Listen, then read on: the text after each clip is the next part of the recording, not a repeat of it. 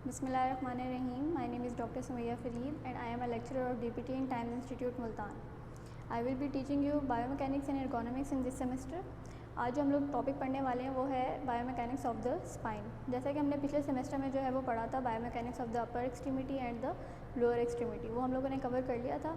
तो अब हम स्पाइन की बायोमैकेनिक्स जो है वो डिटेल में इस सेमेस्टर के अंदर जो है वो कंप्लीट करेंगे। ठीक है, तो सबसे पहले हम लोग इंट्रोडक्शन ले लेते हैं कि स्पाइन है क्या, वो स्ट्रक्चरल वाइज किस तरह कंपोज हुई है।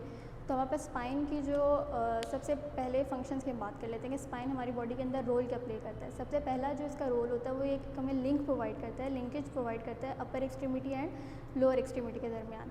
आप देख लें हमारे पास शोल्डर गर्डर के थ्रू हमारी जो अपर लिम है वो हमारे बॉडी स्पाइन के साथ ही जो कनेक्ट हुई है, और हमारे पेल्विक गर्डर की वजह से जो लोअर एक्सट्रीमिटी है वो हमारी स्पाइन के साथ कनेक्टेड है। ठीक है, तो सबसे पहला रोल इसका जो हो गया वो ये है कि it is a linkage between upper extremity and the lower extremity. इसके बाद इसका जो दूसरा फंक्शन आ जाता है वो आ जाता है प्रोटेक्शन।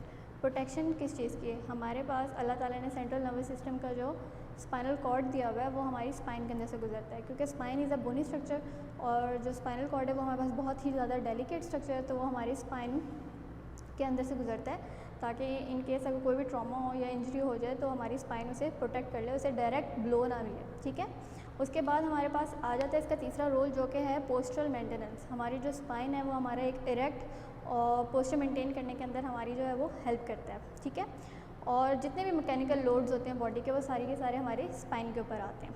तो अब हम लोग जो बात कर लेते हैं स्ट्रक्चर वाइज बात कर लेते हैं कि स्पाइन जो है वो कंपोज किन चीज़ों से मिलकर हुई है। ठीक है, तो इसके अंदर सबसे पहले हम इसकी वर्टिब्रीज की बात करते हैं कि टोटल 33 वर्टिब्रीज हैं जिनकी वजह से स्पाइन पूरी कंप्लीट होती है। ठीक है, और उन 33 वर्टिब्रीज को हम लोगों ने 5 रीजन्स के अंदर जो है वो डिवाइड कर लिया है। सर्वाइकल रीजन आ जाता है, थोरेसिक आ जाता है, लंबर आ जाता है, और उसके बाद सैक्रल और कॉक्सीजियल रीजन आ जाता है। अब इनके अंदर वर्टिब्रीज की डिवीजन की बात कर लेते हैं तो हमारे पास जो सर्वाइकल है उसके अंदर हमारे पास 7 वर्टिब्रीज आ जाती हैं। जो थोरेसिक वर्टिब्रीज हैं वो हमारे पास 12 हैं। उसके बाद हमारे पास लंबर रीजन है उसकी 5 हैं, और सैक्रल की भी 5 हैं, लेकिन सैक्रल की जो 5 वर्टिब्रीज हैं वो फ्यूज्ड हुई हैं, और जो कॉक्सीजियल है जिसको हम टेल बोन भी कहते हैं उसकी 4 वर्टिब्रीज हैं वो भी फ्यूज्ड हैं। तो ये टोटली नंबर जो है वो हमारे पास 33 वर्टिब्रीज जो हैं कंप्लीट करती हैं।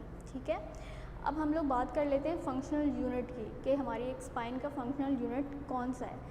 तो हमारी स्पाइन का जो फंक्शनल यूनिट है उसे हम कहते हैं मोशन सेगमेंट। मोशन सेगमेंट जो है वो हमारे पास 3 चीज़ों से मिलकर बनता है। जो हमारे पास मोशन सेगमेंट है उसकी जो पहला हमारे पास आ जाता है वो हमारे पास आ जाती हैं 2 वर्टिब्रीज, और एक हमारे पास आ जाती है इंट्रावर्टिब्रल डिस्क। यानी कि हमारे पास एक अपर वर्टिब्री और एक लोअर वर्टिब्री और उसके दरमियान में जो हमारी इंट्रावर्टिब्रल डिस्क है, ये तीनों स्ट्रक्चर्स मिलकर हमारे पास मोशन सेगमेंट बनाते हैं। ठीक है, तो हमारे पास फंक्शनली जो है, अब ज़ाहिरी सी बात है जो मोशन सेगमेंट है उनके अंदर जॉइंट्स भी होंगे, तो जॉइंट्स जो हैं उनकी डिवीजन हम लोगों ने इस तरह की हुई है कि अगर हम लोग एक वर्टिब्री का स्ट्रक्चर देखें तो उसका स्ट्रक्चर जो है वो कुछ इस तरह से होता है कि उसकी यहाँ पे बॉडी आ जाती है, और फिर उसके बाद यहाँ पे उसके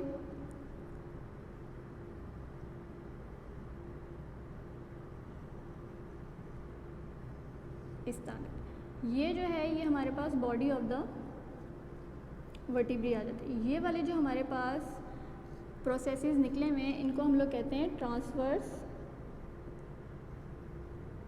प्रोसेसेस। ठीक है जी, और जो हमारे पास पोस्टीरियरली ये हमारे पास एक प्रोसेस निकला हुआ है इसको हम कहते हैं स्पाइन ऑफ द वर्टिब्री या स्पाइनस प्रोसेस। ठीक है, सेंटर में हमारे पास एक होलो स्ट्रक्चर होता है जिसको हम लोग कहते हैं आर्च। ठीक है, ये हमारे पास वर्टिब्रल आर्च होती है। अब क्या होता है हमारे पास कि जो ये बॉडी होती है इसके ऊपर जो है वो हमारे पास डिस्क इंट्रावर्टिब्रल डिस्क प्रेजेंट होती है, और इसी के ऊपर हमारे पास दूसरी वर्टिब्री की बॉडी जो है वो प्रेजेंट होती है। यानी कि अगर हम लोग स्ट्रक्चर वाइज देखें तो ये अगर हमारे पास बॉडी है एक सुपीरियर वर्टिब्री की, तो इसके नीचे हमारे पास डिस्क होगी और उसके नीचे हमारे पास इन्फीरियर वर्टिब्री की बॉडी होगी। तो डिस्क जो है वो एज अ कुशन एक्ट कर रहा होता है वहाँ पे, और सैंडविच हुआ होता है 2 बॉडीज़ ऑफ द वर्टिब्रीज के दरमियान। ठीक है, यहाँ तक बात समझ आ गई है। अब जो हमारे पास बॉडी के दरमियान में जो जॉइंट बन रहा होता है, इंट्रावर्टिब्रल डिस्क और बॉडीज़ के दरमियान में जो जॉइंट बन रहा होता है वो एंटीरियरली बन रहा होता है और इसको हम सिम्फिसिस टाइप ऑफ जॉइंट कहते हैं, ठीक है। और जो हमारे पास साइड पे ट्रांसवर्स प्रोसेसेस होते हैं, यहाँ पे हमारे पास होते हैं फेसेट्स, ठीक है। तो हमारे पास सुपीरियर और इन्फीरियर फेसेट्स मिलके जो हैं जो जॉइंट बनाते हैं उसे हम डायआर्थ्रोडियल जॉइंट कहते हैं। तो वो जो है हमारे पास इस तरह 3 टाइप्स के जॉइंट जो हैं वो यहाँ पे बन जाते हैं। 2 हमारे पास डायआर्थ्रोडियल टाइप के फेसेट जॉइंट्स बन जाते हैं और तीसरा हमारे पास जो है बॉडी के दरमियान जो जॉइंट बनता है सिम्फिसिस टाइप ऑफ जॉइंट, ठीक है। यहाँ तक समझ आ गई। आगे हमारे पास आ जाता है कि स्पाइनस प्रोसेस और ट्रांसवर्स प्रोसेस हमारे पास रोल क्या प्ले करते हैं, ठीक है। जो हमारे पास स्पाइनस प्रोसेस है वो सर्व करता है इम्प्रूव करने के लिए मैकेनिकल एडवांटेज, ठीक है, ऑफ द मसल्स। अब यहाँ पे मैकेनिकल एडवांटेज यानी हमारा जो स्पाइनस प्रोसेस या ट्रांसवर्स प्रोसेस है, क्योंकि यहाँ पे मसल अटैचमेंट भी होती है तो वहाँ पे मैकेनिकल एडवांटेज जो है उसको इम्प्रूव करने के लिए हमारे पास ये प्रेजेंट होता है, स्पाइनस प्रोसेस भी और ट्रांसवर्स प्रोसेस भी। अब हम लोग बात कर लेते हैं सर्वाइकल वर्टिब्रे की, ठीक है, क्योंकि हम रीजन वाइज जो है वो पढ़ना स्टार्ट करते हैं सर्वाइकल को। हम पहले सर्वाइकल की बात कर लेते हैं। सर्वाइकल हमारे जो है वो आपको आपके ट्रंक को जो है वो आपके हेड के साथ जो है वो कनेक्ट करता है। सर्वाइकल वर्टिब्रे जो होती हैं वो 7 इन नंबर होती हैं। अब सर्वाइकल वर्टिब्रे जो हैं उनकी जो पहली 2 वर्टिब्रेज हैं वो ज़्यादा इंपॉर्टेंस इसलिए रखती हैं, एक तो स्ट्रक्चरल वाइज और दूसरा उनका फंक्शनल वाइज, ठीक है। तो सबसे पहली जो वर्टिब्रे होती है उसका नाम होता है एटलस और जो सेकंड वर्टिब्रे है उसका नाम होता है एक्सिस। जो हमारे पास एटलस वर्टिब्रे है वो स्पेशलाइज्ड होती है शेप में भी और उसके फंक्शन में भी, ठीक है। अगर हम लोग एटलस की बात करते हैं तो एटलस वर्टिब्रे जो है उसके ऊपर रिसेप्टर्स होते हैं, रिसेप्टिकल्स होते हैं for the कंडाइल्स of the occiput. आपकी जो ऑसिपुट बोन है स्कल की उसके नीचे जो कंडाइल्स होते हैं वो आपकी एटलस के साथ जो है वो जॉइंट बनाते हैं और उस जॉइंट को हम कहते हैं एटलांटो ऑसिपिटल जॉइंट, ठीक है। और वहाँ पे हमारे पास जो मूवमेंट्स होती हैं वो हमारे पास बहुत ज़्यादा स्टेबल जॉइंट बनाते हैं और वहाँ पे हमारे पास फ्लेक्शन और एक्सटेंशन जो है वो 14 to 18 डिग्रीज जो है वहाँ पे हमें फ्लेक्शन और एक्सटेंशन की रेंज मिलती है, ठीक है। उसके बाद हमारे पास सेकंड जॉइंट आ जाता है जिसको हम एक्सिस कहते हैं। एक्सिस हमारे पास वर्टिब्रे का नाम है सेकंड, और जो जॉइंट बनता है क्योंकि वो हमारे पास एटलस और एक्सिस के दरमियान में जॉइंट होता है तो इसलिए हमारे उस जॉइंट का नाम है एटलांटो एक्सियल जॉइंट, ठीक है। और वहाँ पे हमारे पास जो रोटेशन आ जाती है वो 75 डिग्री तक हो जाती है। फ्लेक्शन और एक्सटेंशन जो है उनकी जो हमारे पास आ जाती है रेंज वो 14 डिग्री ऑफ एक्सटेंशन आ जाती है and 24 degree of lateral flexion आ जाती है। लेटरल फ्लेक्शन क्या होती है आपकी, आप लेटरली अगर नेक को फ्लेक्स करेंगे तो ये आपकी लेटरल फ्लेक्शन होती है, एंटीरियरली करते हैं तो वो फ्लेक्शन होती है, पोस्टीरियरली करते हैं तो वो एक्सटेंशन होती है और ये जो आप मूवमेंट परफॉर्म करते हैं ये आपकी रोटेशन होती है। तो ये 75 डिग्री ऑफ रोटेशन अगर आपके एटलांटो एक्सियल जॉइंट पे हो रही है तो वो आपके फर्स्ट एंड सेकंड वर्टिब्रे के दरमियान में जो जॉइंट है वहाँ पे परफॉर्म हो रही है, ठीक है। अब हम लोग साइज़ की बात कर लेते हैं कि वर्टिब्रे की जो साइज़ है वो ग्रेजुअली इंक्रीज़ क्यों होता है। जैसे ही हम सुपीरियर टू इन्फीरियर आते हैं तो हमारे पास वर्टिब्रेज का साइज़ जो है वो इंक्रीज़ हो रहा होता है। क्यों इंक्रीज़ हो रहा होता है, उसकी 2 वजूहत होती हैं। पहली वजह तो ये है क्योंकि हर नीचे आने वाली वर्टिब्रे ने जो है वो उससे ऊपर वाली वर्टिब्रे का एक तो लोड उठाना होता है, ठीक है। दूसरी बात है कि उससे ऊपर वाले जितने भी स्ट्रक्चर्स होते हैं वो उन सब का वो लोड जो है वो उससे नीचे वाली वर्टिब्रे के ऊपर आना स्टार्ट हो जाता है, ठीक है। तो अगर साइज़ जो है वो ऐसा ऐसा इंक्रीज़ नहीं होगा तो मैकेनिकल लोड जो है वो डिस्ट्रीब्यूट नहीं होगा इवनली और जो कोलैप्स होने के चांसेस होते हैं वो ज़्यादा हो जाते हैं, ठीक है। तो हमारे पास इस वजह से लंबर वर्टिब्रेज जो हैं वो सबसे ज़्यादा बिगर इन साइज़ हैं और थिकर इन बॉडी हैं। क्योंकि हमारी बॉडी का जो अपर एक्सट्रीमिटी का सारा लोड जो है वो हमारी लंबर वर्टिब्रेज पे आ रहा होता है। इसी वजह से लो बैक पेन के जो हमारे पास केसेस होते हैं या कंप्लेंट्स होती हैं वो ज़्यादा आ रही होती हैं, ठीक है। अब हमारे पास आ जाती है बात अपराइट वर्टिब्रल सपोर्ट जो होती है वो भी हमारे पास लंबर वर्टिब्रेज जो हैं वो देते हैं। अगर हम लोग बिल्कुल स्ट्रेट खड़े हुए होते हैं तो हमारे जो का सारा लोड होता है वो हमारे पास लंबर वर्टिब्रेज के ऊपर आ रहा होता है।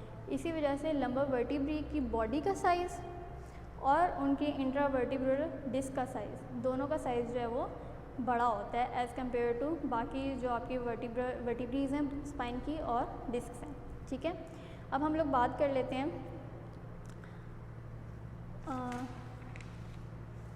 इंट्रावर्टिब्रल डिस्क की बात कर लेते हैं। ये हम लोगों ने वर्टिब्रे की यहाँ अब तक डिस्कस कर लिया। अब हम लोग डिस्क को डिस्कस कर लेते हैं कि जो इसके दरमियान में डिस्क पड़ी होती है, ठीक है। डिस्क हमारे पास सर्कुलर इन स्ट्रक्चर होती है और ये हमारे पास 2 पोर्शन से मिलके बनी होती है। जो इसका सेंट्रल पोर्शन होता है उसको हम कहते हैं न्यूक्लियस पल्पोसिस।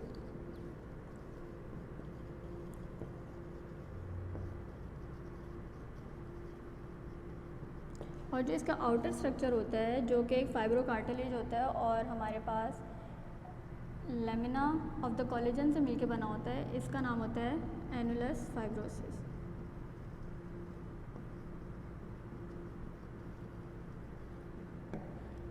ठीक है, जो हमारे पास न्यूक्लियर पल्पोसिस होता है वो एक हमारे पास जेल लाइक कंसिस्टेंसी होता है,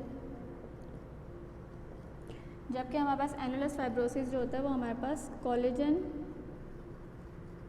के फाइबर्स से मिलके बना हुआ होता है। ठीक है, अब हम एनुलस फाइब्रोसिस की अगर बात करें तो एनुलस फाइब्रोसिस जो है वो क्रिस क्रॉस स्ट्रक्चर जो होता है कोलेजन का उससे जो है वो मिलके बना हुआ होता है। ठीक है, और ये हमारे पास ज़्यादा मैकेनिकल सपोर्ट जो है वो प्रोवाइड करता है as compare to nucleus pulposus. Nucleus pulposus क्योंकि एक जेल लाइक कंसिस्टेंसी के ऊपर होता है, तो अगर फॉर एग्जांपल एक्सटेंशन हो रही होती है या फ्लेक्शन हो रही होती है, क्योंकि लोड जो है वो हमारे पास डिस्क के ऊपर ज़्यादा आ रहा होता है, तो हमारे पास जो एनुलस फाइब्रोसिस होता है वो हमारे पास बॉडी के साथ जो है वो टेंशन क्रिएट करता है और बॉडी ने जो मूवमेंट शो करनी होती है वो हमारे पास न्यूक्लियस पल्पोसिस के ऊपर करता है। ठीक है, इट्स जस्ट लाइक जैसे एक सीसॉ होता है, सीसॉ के दरमियान में एक पिवट पॉइंट होता है जिस पॉइंट के ऊपर सीसॉ जो होता है वो रोटेट कर रहा होता है। तो इसी तरह बिल्कुल जो हमारी स्पाइन है, अगर हम लोग फ्लेक्शन शो कर रहे हैं तो हमारी जो स्पाइन है वो हमारी न्यूक्लियस पल्पोसिस के ऊपर जो है वो रोटेट कर रही होगी, जबकि हमारे पास एनुलस फाइब्रोसिस जो है वहाँ पे टेंशन क्रिएट कर रहे होंगे और दोनों बॉडीज़ को एक दूसरे के साथ जोड़ के रखेंगे। ठीक है, यहाँ तक बात समझ आ गई। अब हम लोग जो अगर हैं मूवमेंट की बात कर लें कि ड्यूरिंग मूवमेंट हमारे पास डिस्क के ऊपर क्या क्या मूवमेंट होती हैं, तो अगर फॉर एग्जांपल बेंडिंग की बात करते हैं, जैसे कि फ्लेक्शन और एक्सटेंशन की बात करते हैं, तो हमारे पास एक साइड पे जो है फॉर एग्जांपल एक बंदा है वो फ्लेक्शन शो कर रहा है, तो वर्टिब्रीज जो हैं उनके दरम्यान में डिस्क है, ये दूसरी वर्टिब्री की बॉडी है। तो अगर एंटीरियरली जो आ रहा है तो यहाँ पे हमारे पास कंप्रेसिव फोर्सेस आ रही होंगी और यहाँ पे हमारे पास टेंशन क्रिएट हो रही होगी। ऐसे ही यहाँ पे हमारे पास कंप्रेशन क्रिएट होना स्टार्ट हो जाएगा और यहाँ पे हमारे पास टेंशन क्रिएट होना स्टार्ट हो जाएगी। तो अगर हम लोग बेंडिंग की बात करते हैं तो एक साइड के ऊपर हमारे पास टेंसाइल लोड क्रिएट हो रहा होता है और दूसरी साइड पे हमारे पास कंप्रेसिव लोड क्रिएट हो रहा होता है। ठीक है, यानी कि अगर आप लोग फ्लेक्शन कर रहे हैं, ये आपका डिस्टेंस जो है वो मेंटेन है, इक्वल है, बेंडिंग हो रही है, एक साइड पे बेंडिंग होगी तो ये वाला साइड जो है वो एक्सेसिवली एक दूसरे से दूर चला गया और ये वाले करीब आ गए। तो यहाँ पे हमारे पास कंप्रेशन आ गया और यहाँ पे टेंशन की वजह से टेंसाइल लोड आ गया और यहाँ पे जो है वो कंप्रेसिव लोड आ गया। ठीक है, अब हम लोग बात कर लेते हैं स्पाइनल रोटेशन की। ये तो हम लोगों ने बात कर ली ना बेंडिंग की। अब हम रोटेशन की बात करते हैं कि रोटेशन में क्या होता है। तो हमारे पास अगर हम ये दोनों हमारे पास वर्टिब्रीज हैं, ये अपर वर्टिब्री की बॉडी और ये लोअर वर्टिब्री की बॉडी और दरमियान में डिस्क है।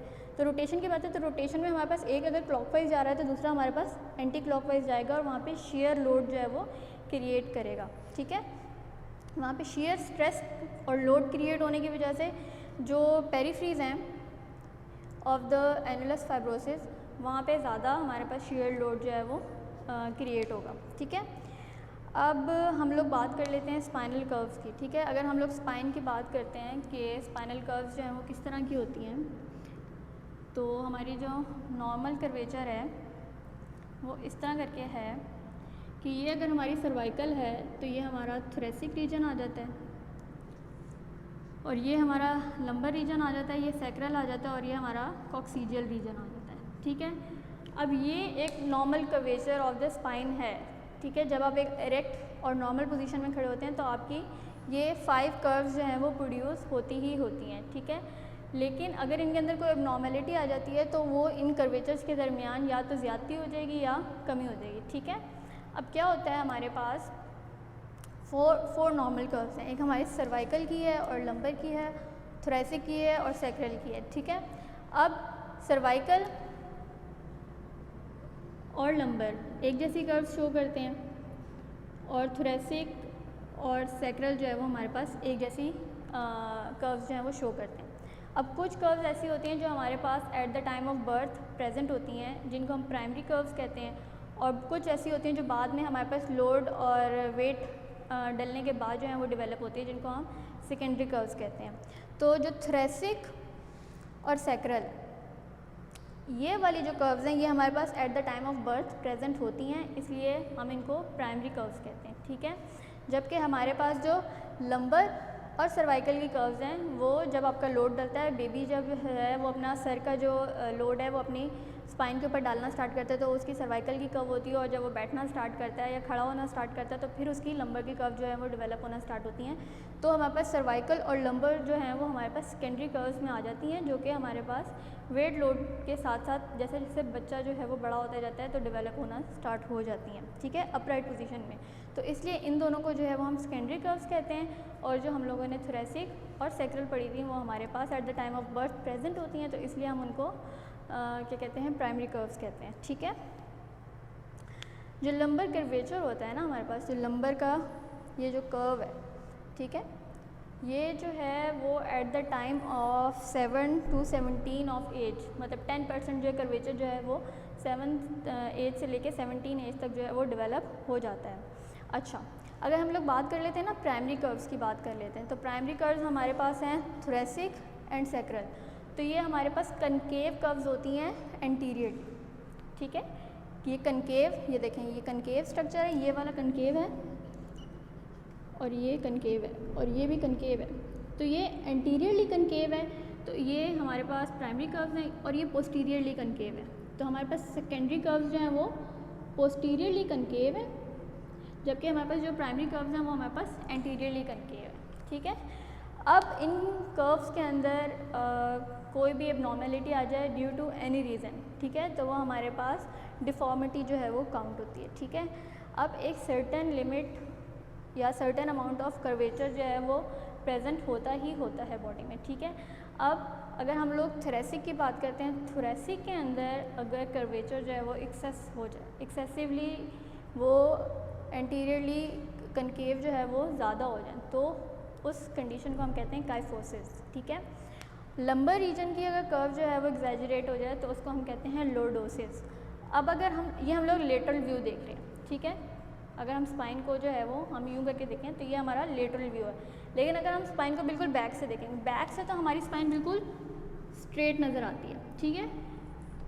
तो ये जो स्ट्रेट है ना, ये हमारे पास नॉर्मल कर्वेचर है स्पाइन का पोस्टीरियरली, ठीक है। ये लेटरल व्यू है, ये पोस्टीरियर व्यू है।